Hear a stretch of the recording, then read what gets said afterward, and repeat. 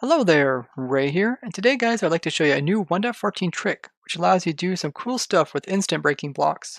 We came across this trick during our Wednesday and Friday snapshot streams with the viewers, so if you guys would ever like to join a server with me and work on stuff, definitely come by and take part in those streams. And there's links down in the description to my Twitch channel which shows you my schedule. Those streams are always a lot of fun and we always come up with new things. And while we're on there, safety first, show me this weird little trick where you're able to avoid different types of blocks turning which normally would turn. So let's just show you an example. So if I click on this side of this block with this log here, you'll see the log will be pointing this direction. But if I click on this side of the block, you'll see the log is now turned this direction. And the way the trick works, if you want to actually get a log that is facing up and down like this, but you don't have any blocks underneath like I do here, you can't easily get this block into situation because it doesn't matter which side you click on, the log will orientate itself depending on which side you clicked on. But if you do this, all of a sudden the log is facing straight up and down. Now this should not be possible because there is no blocks underneath of us to align ourselves to. If there was a block like this and I clicked right here, it wouldn't make sense that it's facing up and down. But using this trick, we're able to avoid having any blocks there, and we're able to have certain types of blocks rotate in positions which you normally can't do. So we did a bunch of testing with this, and I went ahead and pulled out a bunch of different blocks to kind of show you how it all works. Now, if you want to do this in survival, you can't easily just instant break this block and then place in a new one. Probably could be really quick with like your axe and pull it off, but what's easier to do is actually use a slime block or like a TNT block, which are instant break. So here I'm in survival, and I can go ahead and instantly break that slime block and place in this acacia log right here. Now back in the day, there used to be a similar kind of trick that you could do, but it's a little bit different, where when you were building, you can actually come in and place a block here and destroy this block at the same time. So what you do is you would both right click and left click, and this would break this block but leave this block here, and you'd end up like a situation like this. That got removed several versions ago. Now if you do that, you see all you do is break the block and replace the block. But just in 1.14 they actually add this thing where you could break and place blocks instantly. Before you had to first break a block and then place a block. Even if it seemed like it was very close together, this is actually done at the same time now. And that is what allows this trick to be possible in 1.14. So this trick is actually very useful for builders as well as people doing different types of technical Minecraft as well. Now we're builders where a lot of times they're trying to get a block to be rotated just correctly. They normally have to like place down some scaffolding, then place the log, and then like remove the scaffolding. This works with any block where it depends on which side you are clicking on. So the difference is this is clicking where I'm clicking on different sides, and this is different than facing. So barrels, you can see if I stand here, I can place the barrel like this. And if I face here, I place the barrel like this. But this is actually differently because if I click on this side, it doesn't change any different than if I click on this side. So like the barrel here is actually using which way my character is rotating, and it's not using what block I'm actually looking at. This doesn't care which way I'm rotating, it just cares on which block I'm pointing at. So I have some examples here. Another nice one to use is hoppers. So if you have a situation like this where you want to have a hopper facing straight down, normally you can't really do this because every time you put a hopper in, it's always going to be connecting with the side below. But if you use this trick, you'll see that we end up with the hopper facing directly downwards. Now this can also be done with trapdoors. Trapdoors, depending on which block you're clicking on, that's where the hinge will be. So if I face this way and click on this block, you'll see the hinge is over here. But let's say there is no block over here, but I want the hinge to face this direction. If I use this trick, you can see I actually get the hinge to act like it is placed up against a block, even though there is no block over here. And a block like a grindstone is also dependent on what block you're facing. So if I face this block, if I click up against that one, you see it rotates that way. If I rotate that way, see how it keeps rotating? So I can actually make the grindstone face up and down like there is a block underneath of it, but there actually isn't, and it can just sit just like that. Here's another one. It's a wither skull. So you can face wither skulls onto blocks and they're kind of up against it. This type of wither skull is a little bit different than if there was a block underneath of it. I'll show you guys the difference. So here you can see there's a gap between the wall as well as the skull. And here you can see it's up against the block there. And typically to get the ones on the ground, you would have to have a block down there to place it on, because otherwise you'd just be placing it on the wall. But with this trick, you can go ahead and you can place it just like it's on the ground, and you don't need to have any block there. So if I place a block underneath, you can kind of judge, see how it is centered right in the middle.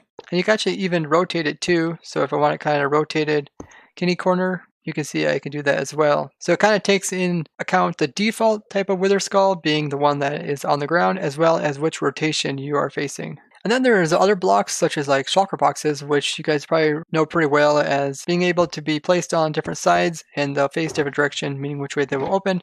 So if you want to have like a shulker facing directly up and down, I can actually do that. And now the shulker is facing up, even though I had no blocks underneath of it. Now, in some situations, the block is actually taking the form of which way you're also facing. So with the shulker box, you've seen that I was able to make it go directly upwards, but if I go underneath of it, and I do the same trick, you'll see I'm actually able to make it go downwards now. So something like a grindstone, if you do this to a grindstone, you'll see it also goes upside down. And if there's like no block behind it and you do this, you can see it rotates to the side. So you can kind of use this to get blocks going in any direction, but you have to also make sure that you're facing in the correct direction. So if you wanted to have like a log that was facing towards you, then make sure that you're up at this wide level. Because if you're like down here and you do this, then it's going to turn out like this. Now there's some blocks that kind of need support. So like this fan here, normally when you place it down, it needs a block to support it. And the way that it works is that it'll just kind of search for support. If it can find it, then it'll automatically rotate in that direction. If it can't find it, then it'll just not do anything. So a situation like this, if I do the trick even facing straight down, you see the coral just went ahead and rotated till it found a block. But if the block was completely isolated and I tried to do this trick, it will not work. So there's a lot of supporting blocks. So banner would be acting the same way. Depending on which way you face it, is which way it will turn. Even if you're facing and no blocks at all, it'll just find whatever block it can attach to and attach directly to it. So you can't use this to make like floating banners or anything like that. Now beds are the same way. Typically you need a block to at least click on to place them down, but I can click on top of this. As long as there's room over here, it will automatically place the bed down. But if there is no room over here, then it just won't work. So using this new trick, we can actually make some invalid blocks. So let me grab a shulker, and we're also going to grab a rhinestone, and let's go down to the bottom of the world. So here is the bottom of our testing world. Underneath of this is a void. You can't place any blocks underneath here. So you can actually make some invalid block states, which you normally can't get in survival. So let's say you wanted to put a grindstone, where the grindstone was sitting on the void. If I click like this, I'm not clicking anything. If I click this way, you can see how it's always rotating.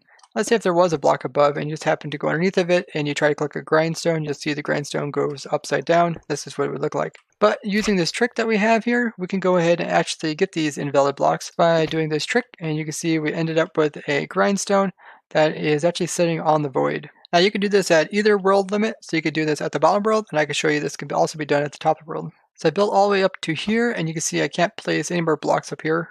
And if you did want to place a grindstone facing downwards, you can't really click on the air. Of course, if you click on the sides, then it's going to be rotated differently. But if you use the trick, you can go ahead and face one that is facing upwards. No blocks can actually be placed above it.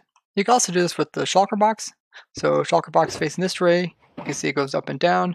But if I go ahead and place in a slime here and then do this, now we actually have a shulker box, which is essentially connected to the void, which is above the world. Now, we initially thought this could also be done with the wither skull, but I can show you how this does not affect them, because the wither skull, we thought, well, you could place a wither skull on the bottom of the world by doing this trick here, but you can also have a skull being placed in this direction. If you just remove all the blocks from the side and click upwards, you see it automatically default by placing it directly on top of the void. So that's a block that can actually rotate all the different directions and have a unique face. So something like a hopper cannot be rotated upwards, and therefore if you click upwards, you see there's nothing unique about this hopper. So this doesn't work for these type of blocks. So something like terracotta doesn't care which block you're actually facing up against. It's going to determine its pattern depending on which way you're actually facing. Same goes for like anvil. It just cares about what you're facing. Pistons are the same way. So unfortunately, you can't do this with pistons. If you do something like this, you see it's facing upwards, but that's no different than if you just click on the side here, it's also facing upwards. Something like scaffolding, if there's no supported block underneath of it, it's not even going to work. And barrels actually rotate very similar to chests, depending on which way you're facing. Choppers and dispensers are just the same as pistons, where it depends on which way your character is facing. But you're still able to do this trick where like you're facing air and you're able to place them down. You just don't get any unique rotation out of them. Now they did also come out with the 1.14.2 full release, and I highly recommend if you're having servers that you're still running or single player worlds, definitely upgrade to this version because it has the least bugs of all the versions in the past. Now, it still has some major problems to do with like the villagers. They didn't really fix many of the problems I talked about, but they are trying to fix those. And between the last snapshot and the full release, they only actually fixed one bug, but it's kind of a nasty one. This is one that we kind of ran into during the stream. If there was a block that got inside of the player, then the player could just glitch out inside of it and wouldn't be able to move. And it would just keep kind of resetting the player's position as well as his rotation, so you couldn't even like rotate downwards to remove the block, which was causing the problem. I'll put a clip from our stream when it occurred to us, and it was really annoying because when we're doing a lot of testing, obviously we go into spectator mode and we go back into creative and we're set of blocks, and then you get clipped in there and you can't really do much other than going back into spectator to get back out again. When survival is even more annoying, Cup Van actually got stuck inside of a door, and yeah, he couldn't even like rotate to break the door. So we had to have a Scar come over there and actually help him get out of the door, which is pretty funny. But that bug has been fixed. Other than that, there wasn't officially any other bug fixes for the version. Now they did say they are working on version 1.15, and they will be giving some updates on what that's going to be all about. But hopefully they're not completely gave up on 1.14. I'd like to see them come out with 1.14.3, where they fix a lot of other major bugs.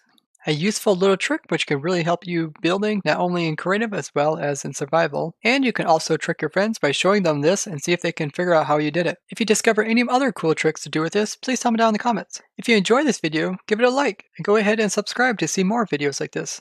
And if you'd like to work with me on new 1.14 things, come and join our snapshot streams, which are every Wednesday and Friday at 9 p.m. Eastern Time. I'd like to thank you guys for watching, and I'll see you guys in the next one. Bye-bye!